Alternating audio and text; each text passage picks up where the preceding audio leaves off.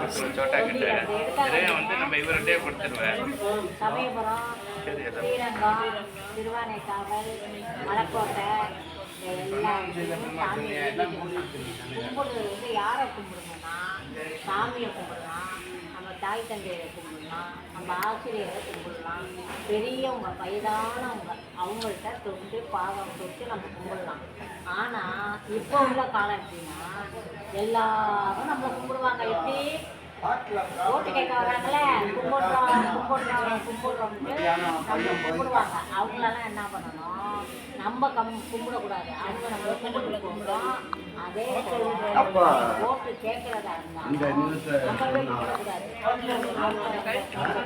அதுக்கப்புறம் என்ன பண்ணணும்னா, நீங்கள் இப்போ எங்களை கும்பிடுவீங்க, நாங்கள் எப்போ உங்களை கும்பிடுறதுன்னு கேட்டால் உங்களுக்கு ஏதாவது உதவி கேட்க வரப்ப நீங்கள் என்ன பண்ணுவீங்க, கும்பிட சொல்லுவீங்க.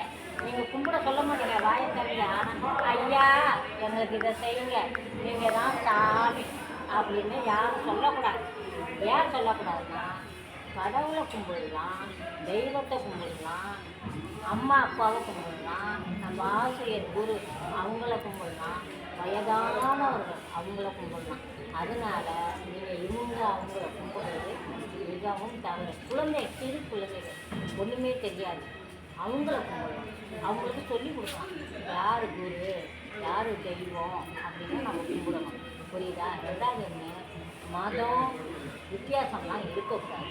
எல்லா கடவுளும் நம்மளுக்கு ஒரே கடவுள். இந்த இந்தியாவில் மட்டும்தான் மதச்சார்பற்ற கொள்கையாக எல்லா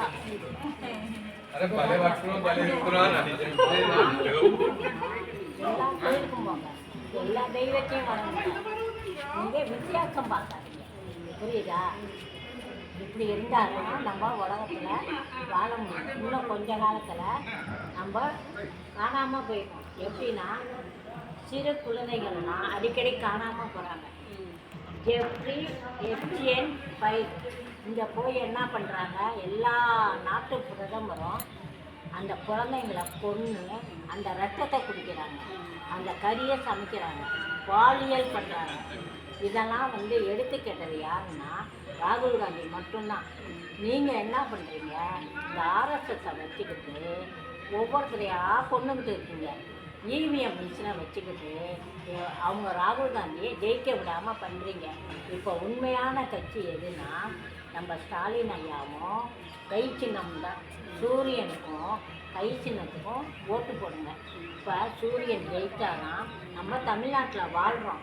அவர் வந்து என்ன பண்ணுறாரு, காமராஜர் வாழ்ந்த வாழ்க்கையை உடனடியாக நிறைவேற்றுறாரு. அதனால நம்ம என்ன பண்ணுறோம், யார் ஓட்டு போட்டாலும் சூரியனுக்கு ஓட்டு போடுங்க, கை சின்னத்துக்கு ஓட்டு போடுங்க. சூரியன் எதுக்காக ஓட்டு போட சொல்கிறேன்னா, அவர் தான் மக்களின் தலைவன், ஒவ்வொரு குரலுக்கும் தலைவன். அதனால் அவருக்கு ஓட்டு போட்டான்னா நம்மளுக்கு இடமோ வீடோ நம்மளுக்கு தேவைப்பட்டதை அனைத்தும் அவர் கொடுப்பாரு. அதனால் தயவுசெய்து யாரும் மறந்துடாதீங்க, சூரியனுக்கு ஓட்டு போடுங்க, கை சின்னத்துக்கு ஓட்டு போடுங்க. யாரையும் கும்பிடாதீங்க, கும்பிட்டு எதையும் வாங்காதீங்க. நீங்கள் கொடுத்தாலும் வாங்கிக்கோங்க, அவங்க கொடுத்தாலும் வாங்கிக்கோங்க. நன்றி, வணக்கம்.